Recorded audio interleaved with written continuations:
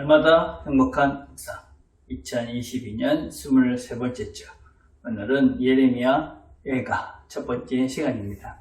하나님 말씀은 예레미야 애가 3장에 있는 말씀을 제가 봉독해 드리겠습니다. 내 고초와 재난 곧 쑥과 담즙을 기억하소서. 내 마음이 그것을 기억하고 내가 낙심이 되오나 이것을 내가 내 마음에 담아 두었더니 그것이 오히려 나의 소망이 되었사오문. 여호와의 인자와 긍휼이 무궁하심으로 우리가 진멸되지 아니함이니이다. 이것들이 아침마다 새로우니 주의 성실하심이 크시도소이다. 내 심령이 이르기를 여호와는 나의 기업이시니 그러므로 내가 그를 바라리라 하도다. 31절입니다. 이는 주께서 영원하도록 버리지 아니하실 것임이며 그가 비록 근심하게 하시나 그의 풍부한 인자하심에 따라 긍휼히 여기실 것임이라. 주께서 인생으로 고생하게 하시며 근심하게 하심은 본심이 아니시로다. 아멘. 예레미야 애가라는 이 노래는 5편의 노래입니다.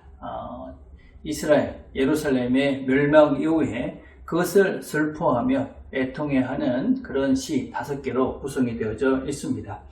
연대는 정확하지는 않지만 예루살렘이 멸망한 586년 그경쯤에 이 시들이 지어졌지 않았나 이렇게 추측을 할 수가 있습니다. 이 강조점은 어떤 것이냐면 예루살렘 멸망 그것 때문에 이 예루살렘 멸망을 경험한 사람들이 느꼈던 그런 고통, 또 특별히 영적인 그런 아픔들 이런 것들을 노래하고 있고, 또 이 시온 하나님의 집이라는 이 예루살렘까지 멸망시킨 하나님의 공의로 이런 것들을 노래하고 있습니다. 그리고 또 마지막으로는 그런 여러 가지 멸망과 고통 속에서도 하나님께서 버리지 않는 그런 하나님의 영원한 성품인 인자와 인내, 성실하심 이런 것들을 우리가 발견할 수 있는 그런 소망의 책이 바로 이 예레미야 애가다 라고 할 수가 있습니다. 묵상 질문 1번입니다. 애가는 저자의 심정을 지금 어떻게 표현하고 있습니까? 내 고초, 재난, 곧 쑥과 담즙을 기억하소서. 그러니까 지금 이 노래를 하고 있는 저자가 예루살렘이 멸망하고 난 다음에 그 당하는 그런 아픔들, 씁쓸함 이런 것들을 지금 이렇게 아프다, 너무나 괴롭다 이런 표현들을 지금 하고 있는 것입니다. 여러분, 이 예루살렘은 그 당시 사람들에게는 이게 하나님의 전이었습니다. 여러 가지 어려움들, 또 핍박, 또 어떤 환란, 그 적으로부터의 공격 이런 것들을 당해도 그래도 우리는 하나님의 집인 이 예루살렘 성전이 있으니 괜찮다. 그렇게 그들이 붙잡고 있었던 그 믿음의 마지막 보리였습니다. 근데 그것이 이제 무너진 것입니다. 멸망을 당한 것입니다. 이들 입장에서 도대체 이해도 안 되는 것이었죠. 그죠? 너무나 아프고 슬펐기 때문에 도대체 이해가 안 되는 그 상황. 그 상황에 지금 이들이 지금 처해지게 된 것입니다. 도대체 어떻게 하나님의 집이 멸망을 당할 수 있는가? 이방신에 의해서, 이방신들을 섬기는 사람들에 의해서 멸망을 당할 수가 있는가? 이것에 대한 너무 큰 아픔과 상실감, 이것에 빠져 있는 것이 지금 이 노래를 하고 있는 저자라고 할 수 있습니다. 자, 그런데 그 속에 그냥 있는가? 그렇지 않습니다. 2번을 보니까 낙심 가운데 소망이 될 수 있는 것은 무엇입니까? 그런 낙심, 절망 이런 것들 속에 깊이 들어가 보니까 그곳에서 새로운 소망을 보게 합니다. 그 속에서 발견한 그 소망이 무엇이냐면 하나님의 인자하심과 긍휼하심입니다. 하나님이 우리를 이렇게 멸망 가운데 또 고통 가운데 이렇게 예루살렘을 멸망시키시면서 우리에게 큰 고통과 어려움을 주시는데 그 고통에 들어가 보니까 그 속에 있는 하나님의 인자와 긍휼을 볼 수 있게 됐다. 그렇게 얘기합니다.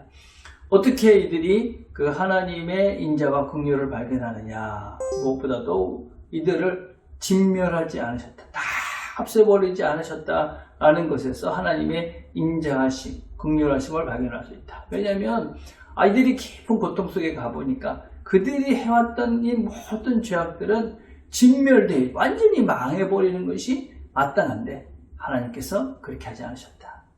그것 때문에 이들이 하나님의 인자와 긍휼은 여전히 이어지고 있구나. 그걸 깨닫는 것이죠. 또 뭘 보고 할 수 있다고 얘기합니까?